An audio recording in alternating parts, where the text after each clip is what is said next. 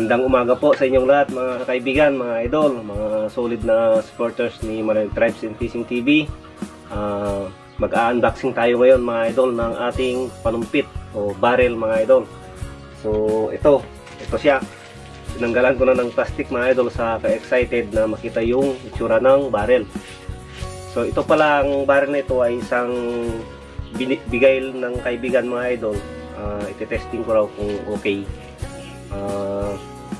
Ito yung barrel na to ay binigay lang. So ito mga idol, so maraming salamat sa kanya sa kanyang biyaya mga idol. So kung sino pa po ang hindi pa nakasubscribe pa sa aking munting channel mga idol, kung napadaan ka lang ay kung pwede at maaari lang po ay mag-subscribe na rin po kayo sa aking munting channel. Like and share din po, at para tulungan nyo naman si Malayang Hunter sa kanyang channel, at pa-ring na din po ang notification bell para kahit paano updated po kayo sa ating ginagawang simpleng video mga idol. So ito na mga idol ang ating panumpit. So ito na ang ating barrel mga idol. So nakalagay na mga idol. Ito na, nakalagay na sa ating Shadow PCP. So ang kanya mga idol, aspect niya is ano siya, metal, solid, ano siya, hindi ko alam lang kung 14mm yung taba niya mga idol, o baka siguro 14mm ito mga idol, at saka yung haba niya is 19 inches mga idol. Ito, so ito na, nakakabit na mga idol, ay susubukan natin sa 30 meters mga idol, at titignan natin ang kanyang groupings. Maraming salamat po sa inyong palaging pagsubaybay kay Malayang Hunter po, at punta na tayo sa likod at testing natin sa 30 meters mga idol, at titignan natin yung kanyang groupings. So ang gagamit nating scoop mga idol, it's yung dati na ano lang, mumurahin, mumurahin lang ito mga idol. So yung old na scoop ito na hindi pa tayo nakabili. So next time bibili tayo kung sakaling okay din ang performance ng ating bagong barrel na bigay sa atin mga idol. Pasensya na po kayo kasi kulang talaga ang budget ko sa scoop at saka barrel. So ang ginagawa ko mga idol ay tingi ko lang. Kung may ibigay ka mga idol ay pahingi naman mga idol. So joke lang mga idol, pinag-iipunan natin kasi hindi basta-bastang bibili ng isang scoop o isang barrel kung hindi mo pinag-iipunan, kasi nananaraisi lang tayo mga idol, nagpapasada lang ang hanap buhay natin. So punta na tayo sa likod mga idol at i-testing natin. Groupings lang mga idol. So yan guys, ginawa na natin ng tripod ito para at least stable yung ating target mga idol. So yan, yung order natin noon sa online. So ito na mga idol. So punta tayo sa labas at testing natin sa 30 meters itong scoop at saka yung groupings nito mga idol.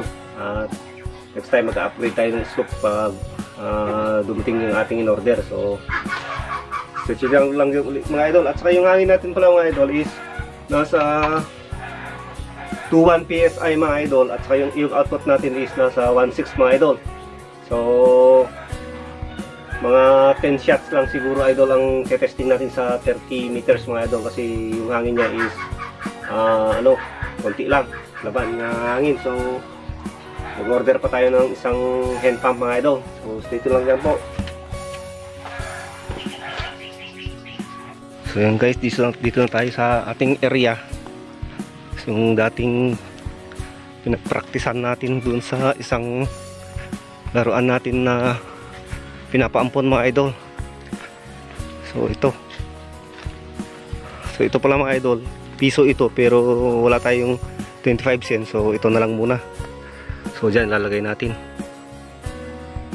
So yan guys ang ating target.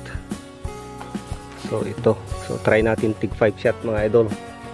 Andun yung ating spot din, may sa mangga na yun mga idol, mga 30 meters mga idol. So try natin. So hindi ko na siguro mabibideo yan ito mga idol kasi nag-iisa lang yung cellphone natin, wala tayong side cam. So papakita ko na lang sa inyo pag katapos ng 10 shot mga idol. So lang guys, mahangin. So, try lang natin.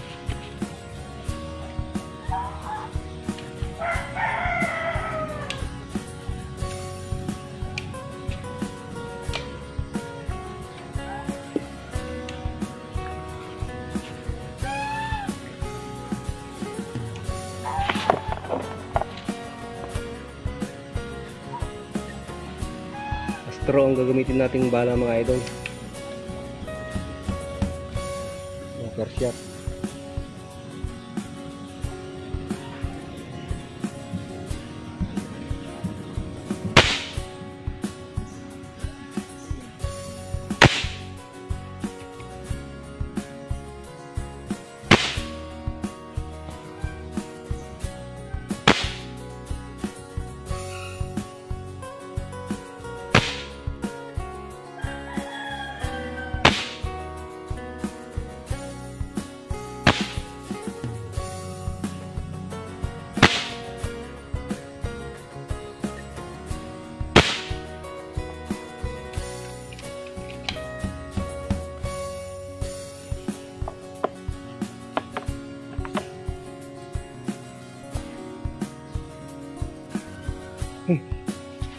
Turbo yung kalabaw sa ating pan mga idol.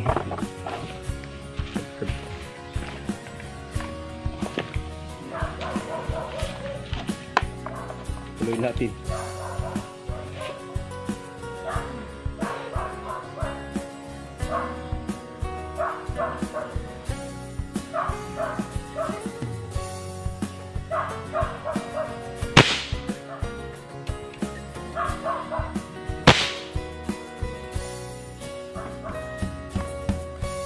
Wala nang bala mga idol. So try natin. Punta natin, tignan yung ating target.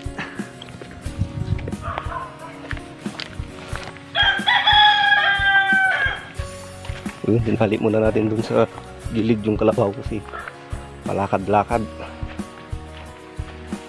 Tignan natin kung anong sitwasyon sa ating target mga idol.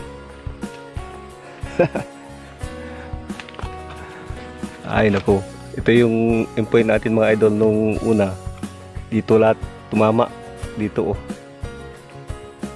So nasa half inch siya mga idol. Kahit dito din sa pangalawa, dito din half inch din. So dito bumagsak lahat mga idol. So yan. May flyer ni isa oh. So yan mga idol, medyo okay din kahit papano itong ating target. So next time babaguhin natin naman yung ating scope mga idol. So dyan na lang muna. So okay din yung groupings nito mga idol kasi kung papansin nyo yan. So yan. So half inch siya mga idol. So yun ang target natin. Ay yun yung pesto natin. So yan, tanggalin muna natin yung tali dun, yung kalabaw dito kasi tinali ko dito para hindi istorbo.